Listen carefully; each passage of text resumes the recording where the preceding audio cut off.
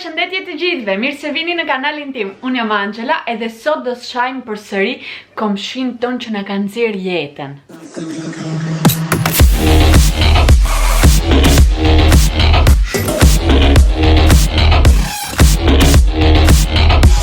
Që kur bëra part njëshin me komshin të këqin, më keni çmendur, doni part të dyshin, edhe ja ku jam sot këtu, t'ja u sjell të lexojmë gjithë ato histori që më keni dërguar, që më keni bombarduar, më falni, se po flasëm për bombardim me histori. Janë aq absurde disa që mendoj që po talleni me mua, që nuk ka mundësi që ka ndodhur këto gjëra në të vërtetë. Por para se të fillojmë, siç themi gjithmonë, mos harroni të bëni një subscribe, që të jeni pjesë e kësaj familjes time të YouTube-it, edhe një follow në Instagram, sepse atje jemi shumë aktiv e tregojmë gjëra të ndryshme që mbase mund t'ju pëlqejnë, t'ju interesojnë, t'ju ndihmojnë edhe të tjera e të tjera. Kështu që filloj. Po vijem kështu rehat e fillojmë historinë e parë. Ne jetojmë në Suedi për momentin dhe këtu në përgjithësi kur ti jeton në pallat, Londri, është në basement, do me thënë vendi që nden rrobat është Londri, është në basement poshtë pallatit, do me thënë. Dhe i gjithë pallati lan rrobat aty duke rezervuar kohën përpara. Edhe e kisha parë në filma këtë gjë, po si dija që është kështu. Unë se kisha vajtur dhe nuk dija që mbas orës 10 të darkës nuk lejoj të lanim rrobat. Një natë kisha vendosur rrobat unë t'i laja dhe t'i thaja, sepse thajnë direkt pa ardhur fare në shtëpi. Kur shkoj unë nuk gjej asnjë rrob timen, vetëm një letër që shkruante rrobat i kete unë,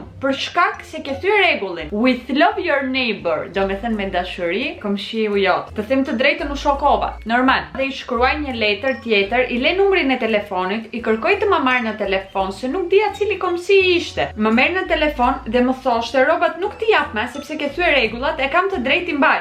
E kështu derisa më bëri të kontaktoj me pronarin që kishte shtëpinë, e ajo më thoshte që suedezët janë kështu kur mendojnë se kanë të drejtë. Kështu të lutem, ik bli një çokoladë dhe shkruaj një letër, i thuaj më vjen keq që kam thyer rregullat dhe ai do t'i kthej rrobat. Ashtu bëra. Në këtë pikë vetëm ashtu mund të bëje, nuk ishte edhe shumë zgjidhje. Dhe i mora rrobat mbrapsht. Shqyr! Po edhe sot kam merak të di cili komshi ishte. Edhe unë kam merak ta di. Shkojmë te historia tjetër. Unë jam shumë e re akoma, por si duket komshia ime mendoi se kishte ardhur koha të martohesha. Çfarë do të thënë shumë e re? Je 13 vjeç, 14, 15, po je 15, je për të martuar, se te 16 ngelesh te dera prindërve. Mire kishte komshia.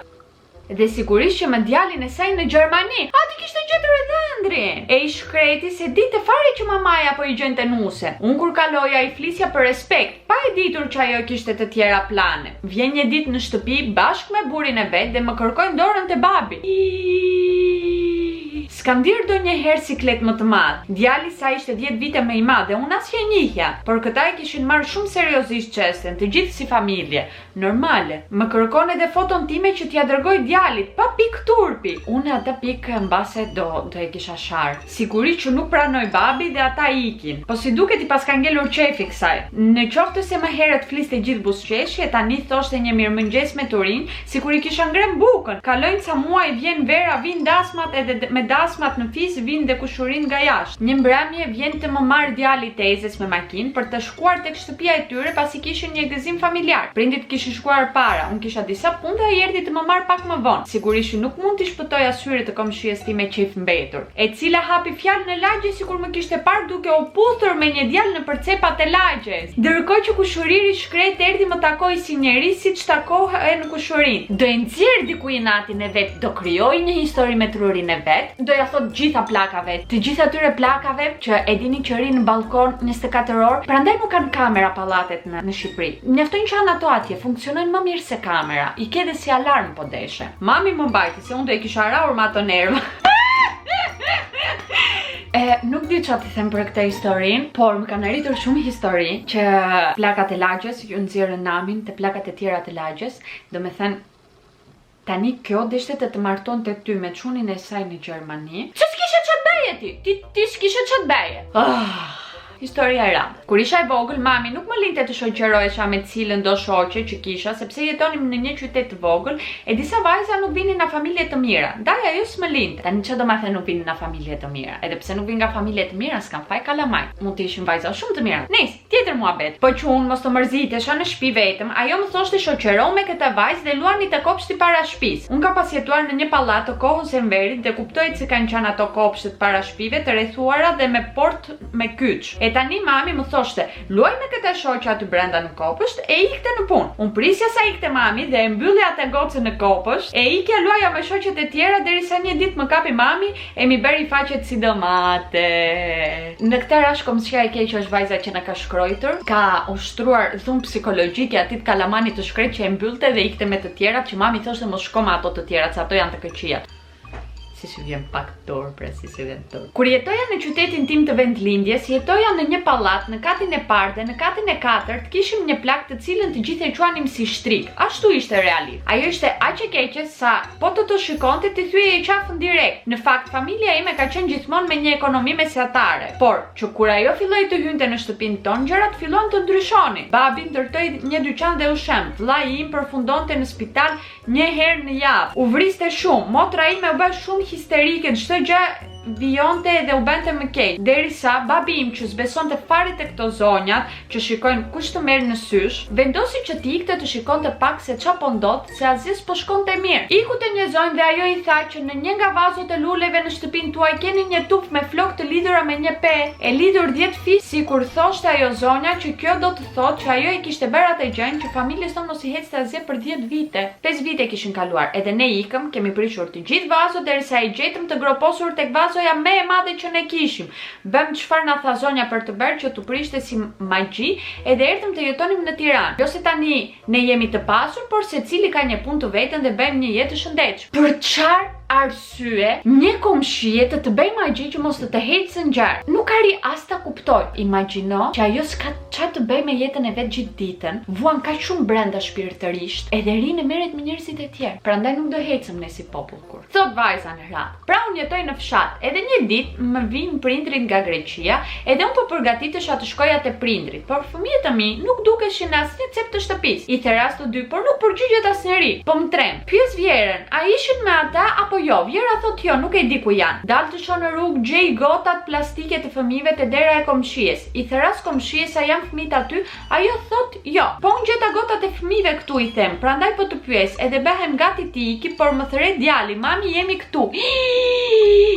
Kjo duket si film horror, Edhe me njerë kthejm shkoj të marr fëmijët, por ajo nuk më jepte. Thoshte erdhëm vet. I shpjegova situatën si ishte puna që më duhet të shkoja, sepse po përgatitesha për udhtim. Ajo nuk më jepte fëmijët. Kjo pas ka probleme mendore. Me zor i mora gocën nga krahët, ajo thoshte ik se nuk ke punë të mi marrësh fëmijët ti mua, edhe unë i tha si nuk kam punë, janë fëmijët e mi. Ja mora, shkova ika edhe të prindrit. Me e keqe që kur u ktheva, kishte shkuar te vjera ime, kishte thënë xhbor xhapata nuse që më ofendon, kishte shpikur budallalliqe për mua. Nëse pak rëndësi ka çfarë ka thënë vjerës tande, le të flas sa të doj, po që të ka marr fëmijët e thoshte janë fëmijët e mi. Kjo ka nevojë vërtet për ndihmë psikologjike si njeri, nuk po e them me shaka. Ka nevojë që një njeri ta shoh se nesër pas nesër mundet të shkojë të marr fëmijët e dikujt tjetër edhe mos i gjeni kur, se ajo mendon që janë thetit. Unë po kënaqem duke parë çdo javë nga një çun të ri që hyn te komshia ngjitur, e cila është një vajzë e re që jeton vetëm pasi prindrit për momentit i kanë në Itali. Por e bukura qëndron që çdo 2-3 net u lëret në 2 të natës në telefon me njërin nga të dashurit që ka. E kanë zënë hallet se s'di ka të mbajë këtë ler, po me qefe kjo punë. Na është bërë si ato telenovela turke, çdo ditë më ndodhin të reja. Njër prindrit që lën gocën me idenë që po vazhdon studimet këtu, por kjo po bën karrierë mi motër. Shumë suksese me videot, faleminderit. Tani ti e komshia e keqe. Ta dish ti që më shkruajte mesazhin se po merresh me thashë theme. Po ajo do të ketë 2, 3, 4, 5. Po nëse, që pjesë mund t'i ketë. Pse juve rini edhe dëgjoni çfarë thot ajo në telefon, edhe diskutoni si telenovela? Ky është problemi juaj, nuk është problemi i vajzës. Ajo mund të fus 2 e 3 e sa të doj në shtëpi, nuk do me thënë që bën karrierë, do me thënë që bën qefin e vet si një vajzë e re. Bezdi nuk po jep njeriu. Në shtëpinë e vet po i fut, jo në shtëpitë tuaj. Prandaj qetësoni. Mos gjykoni kaq shumë o njerëz, mos gjykoni kaq shumë 2020-ën. Një femër mund të ketë jetë erotike, seksuale, nuk e di si ta them. Ka të drejtë të ketë jetën e vet. Edhe të bëj qefet e vet edhe kënaqësitë e veta. Mos gjykoni kaq shumë. Nuk them që duhet ta bëjnë të gjithë, pa ata që kanë qef ta bëjnë, le ta bëjnë. Ata që s'kan qef ta bëjnë, le mos e bëjnë. Mos gjykojmë njëri tjetrin. kalojmë te historia e radhë. E gjitha kjo ka ndodhur para 6 vitesh. Unë isha 17 vjeç dhe kisha disa muaj e lidhur me të dashurin. Ndërkohë në lagje u mësua shpejt lajmin nga shoqet e mia, ziliqare dhe plakat nisën të shtynin kafen duke bërë thashetheme për mua. Normale se kur mbarojnë filmat turk, seriale turk, me çfarë do merren edhe ato të shkreta? Duhet i kuptoni plakat e shkreta, me çfarë do merren? Lidhja jon ishte serioze. I dashuri im, buri im aktualisht, ishte shumë i mirë dhe i sjellshëm me të gjithë. Kjo bente që plakat a donin përmbesat e tyre. A dishin me të marrë dhe burin përmbesat? Shif ku i ka vajtër mendja plakave. A qa janë ato? Nuk e di nga i gjeti guximin Andia, të përshëndesim Andia po shef të video, por ishte e vetme që ma plasi në fytyrë lidhjen time që sipas saj ishte gabuar. Sa po dola nga shkolla dhe ajo ishte 50 metra larg meje. Nuk e di si arriti aq shpejt dhe ma arriti. Nisi të bente si e sjellshme duke më pyetur e duke u interesuar për jetën time. Më tha që më donte si vajzën e saj. Unë gjithsej e kisha parë 10 herë në 10 vite tek lagja. Imagjinoni. Nga që dukesha vajzë e mirë dhe donte të më fliste për jetën siç ishte. Nisi të bente moral se jeta nuk ka si e mendojmë ne adoleshenca, barku, në Stambull, dashuria për leku. Po më tregonte historinë e vajzës të saj që u martua me një emigrant në Itali, ndërsa ajo shpresonte që vajza e saj të lidhej me një njerëz të rëndësishëm dhe ekonomik të mirë. Ky ishte pengu i saj që vajza e saj u shndrua në emigrante nga një vajzë me universitet. Do me thënë edhe unë ashtu kam përfunduar. Nga një vajzë me universitet u shtrova në njerëz. Ky mentaliteti që ekziston në Shqipëri, që themi çuni mirë ky, ka lek, do me thënë po ke lek je çuni mirë, po s'ke lek lere mo. Qa është ky materializmi? Si jetojmë ne si njerëz, si flim natën rehat ne, që don të martojmë kalamajt ton jo për dashuri, për lek. Si flini në dark ju? Ndihesha shumë në siklet gjatë gjithë kohës, si thoja ke të drejtë, nuk duroja dot materializmin e saj. Tani më vjen inat që isha aq naive dhe urte, nuk ja ktheva siç duaj. Ne sot jetojmë në Angli të dy, kemi bler shtëpinë tonë, punojmë bashkë dhe asnjëherë nuk e kemi menduar materializmin, pjesën në dashuri. Ke shumë të drejtë. T'ja kthej mos ja kthej asaj, mos e mendo fare se barabarta ajo të njëjtën gjë do mendonte ti, nuk ja ndroje mendimin. Komshia ime me petullat. Kemi edhe titull. Një ditë e bukur po bëja petulla dhe mami më thot, merr nga 3 copë petulla, jepi se i gjuna. Erën po e dëgjon sepse mami e kishte dëgjuar që i thoshte komshia tjetër poshtë se po bën dikush petulla këtu, e mu s'ka kush më bjen. Tani të them të drejtë, si e the edhe mua po më haj. Po mundesh të më dërgosh edhe mua një 3 copë, i pranoj me gjithë qef. Okej, shkoj ja çoj, i bie ziles dhe para se të hapet dera, më thot, nëse bëhesh nusja e nipit tim, prap kjo, tjetër këtu. E nipi tim do ta hap derën. Nëse jo do të vras dhe s'do i hap petullat. Si përfundim ja lash petullat të derë. Ty se çave kokën shumë mirë bëre. Te dera ja vara dhe hika unë ende s'kisha ardhur te shtëpia ime, ajo i kishte marrë dhe te balkoni po i hante dhe thot e gjeta nusën e nipit. O ideal, o pullum të gjeta grua. Haj me trashëgime ç'a të them unë tani. Kjo është historia ime e frikshme me komshiun. Një natë ishte ora 3:30. Si gjithmonë orën 3 ndodhen këto gjërat e frikshme. Dhe hap syt sepse po më pije ujë dhe në moment kur hap syt shoh një siluetë, një personi të panjohur. Nga që ishte errësirë dhe kisha vetëm pak dritë nga dhoma e motrës, e pas që kur unë lëvizja ai ndaloi sepse kujtoi që unë u zgjova. Kur e pash personin u mpiva dhe nuk dija çfarë të bëja. Mendova se ishte një hajdut dhe mendova që është dhe i armatosur. Edhe unë ashtu do mendoja, do më kishte vajtur. Angela, Kisha shumë frikë, po doja që të bëja diçka para se personi të ikte dhe pash një vazo që ishte afër krevatit tim dhe e theva fort, por në një mënyrë që nuk kuptonte që e bëra me qëllim. Dhe babi dhe vllai u çuan nga zhurma dhe pan atë personin dhe e kapën. Edhe unë e pash e para. Ishte komshiu i pirë që kishte hyrë nga dera sepse kishim haruar ta mbyllnim. Erdhi policia dhe e mori dhe thanë se është i pirë dhe tani ka ndëruar shtëpi. Keni pak faj edhe ju që keni lënë derën të hap. Kaq kisha të them. Këtu kemi një bose, tu kemi një gocë që në ka dërguar edhe video prova. Angela, me që video jote e radhës do jetë për komshin përsëri dhe unë do të tregoj historitë e mia me komshin Zezak. O zot na ruaj, më ka rënë për pjesë. Kemi këtë gruan që e ka inatin me një pallat të tërë. Po thuaj se çdo ditë do bëj spektakël para pallatit. E para muzika, ajo gjithmonë vendos muzikë shtëpia vet në orën 12 ose 1 të natës, volumin maksimum Dhe njerëzit shkon dhe i bjejnë ziles të saj, por nga që kam frikë nga ajo, nuk rinë aty ke dera, derisa të zbresi ajo, por ikin. Dhe ajo acarohet, dele bërtet para pallatit, kush mira ziles, dilni thot keni frikë, shane ofendon. Herën e fundit ishte ora 12:30 e natës, e kjo ishte të bërtit poshtë pallatit, e unë kisha punuar gjithë ditën, isha lodhur, e të dëgjoj këtë, s'ma kishte qefi, dola ke dritarja me nerva duke i bërtitur, e kur e ngreu kokën lart kjo, me ato sy prej djalli, e ja filloi me bërtit më keq.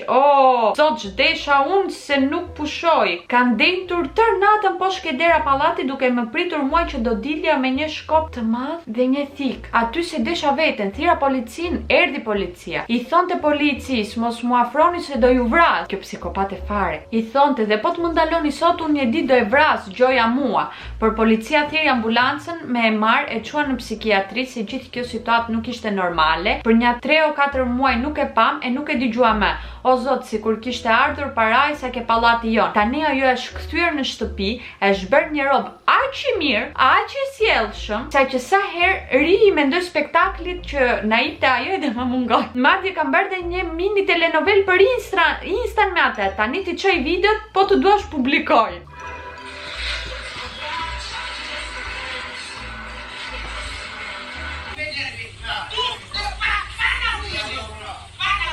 Le të vazhdoj me historinë e radhës. Një ditë e bukur po dilja jashtë, kur pa pritur një kat më poshtë doli komshiu me pelen. Çfarë ka dalë në motë të dalë jashtë me pelen edhe unë se kam marrë vesh akoma? Është trendi fundit i fashion industry. Unë habita por thash plak, ka shkalluar ose diçka. E pash dhe ditën tjetër po me pelen. Çdo ditë të njëjtën muhabet. I lajmërova të afërmit, ata e dinin, por nuk flisnin se kishin frikë, se ai nxirrte probleme me polici. Por unë nuk durova sepse kishte nisur edhe t'i ndëronte pelenat në përshkall. Lajmëruan policin, kur shkuan ata, ai e dinte që po shkonin dhe ishte veshur, rregulluar dhe gjas me lexonte gazetë. Zotëri! Plus ta se këto komshin të rinë, do me them çuni që po na shkruan, po më bezdicën shumë. Ikën dhe policët dhe i vazhdovi me të njëjtën rutinë. Një ditë plaku ishte rrëzuar në përshkall, në spital kishte thënë që ne e kishim shtyr. Kjo që ka maniak fare, se ban si i mirë para policisë, edhe me ju.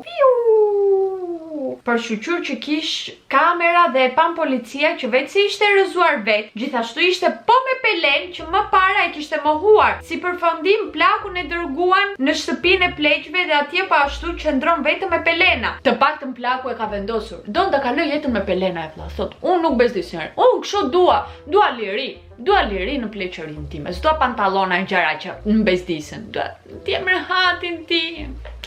Arriti ora e historisë të fundit, dua ta mbyllëm me këtë histori. Përshëndetje Angela, përshëndetje zemër. Doja të shpërndaja historinë time me komshin. Kam shumë komshin, po një që e kam ngjitur është më i çmendur. Një ditë macja ime i kishte bezdisur duke shkuar te çatia e atit dhe ai e kishte gjuajtur macën me këmbë tek barku. Dhe macja bente mjau mjau. Dhe e çova te veterinerit e kur e çova më thanë se unë i kam gjuajtur ose është vrarë diku. I thash, nuk e di ku mund të jetë të vrarë, se unë e kam si bebe, nuk do i gjuaja I dha një ilaç për stomakun dhe ika. Por një ditë e pash duke i gjuajtur macës time dhe i bërtita. Më tha, pse lën macën tënde të vi tek unë dhe nuk i bëra gjë sepse macës nuk i dhemba ty poshtë. Nuk mundesh të gjuash një kafshë. Nuk është e ligjshme, nuk është e lejueshme. Prandaj dua ta vë këtë historinë, se nuk ka mundësi që njerëz në vitin 2020 mendojnë që është okay të gjuajmë kafshët. Nuk është okay të gjuash kafshë. E po pa dikë që gjuan kafshët, atëherë mund ta denonconi. Njerëz më dëgjoni, denoncojeni pa dhënë emrin tuaj, pa ashtu fytyrën tuaj, pa keni frikë ose merak, por denoncojeni, bëjeni një foto edhe video dhe nxirreni në internet këto gjëra, të dënojnë të gjithë këto njerëz, të gjithë këto kafshët. Aty u mbush kupa, thot vajza, dhe është mëse normale, dhe vendosa t'i blej plot min dhe t'i ambush shtëpinë plot në qeftas dhe e bera, dhe ka paguar gjithë ato lekë për të marrë personat special për t'i hequr, sepse kishin bërë fëmijë min. Dgjoj, okay, je kreative, nuk kam çfarë të them, je kreative. Bravo të qof. Por unë dhe denoncoja, ja këtu e kam, po don të më dërgosh adresën njërin tjetër, ta denoncoj unë. Se këtu më vjen kur njerëzit ngacmojnë kafshët. Kjo ishte edhe part 2, nuk e kishin Klajdin sepse është në punë, edhe unë duhet ta xhiroja këtë videon. Cesben, jam me shumë vonesë, po ju ka pëlqyer, bëni një like e na shkruani edhe një koment aty poshtë. Si ju thash, mos më harroni në Instagram se këtë muaj që është muaj i Halloween. Dua të bëj një video me të gjithë historitë tuaj paranormale, të çuditshme që të trembin, që të bëjnë kënde ande. Edhe do bëj një story aty në Instagram që të më shkruani historitë tuaja. Prandaj po keni histori të këtilla, të më bëni follow në Instagram që kur ta vë storyn time, të më shkruani historitë tuaja e të bëni pjesë e videove tona të reja. Ne do shihemi si gjithmonë te video radhë.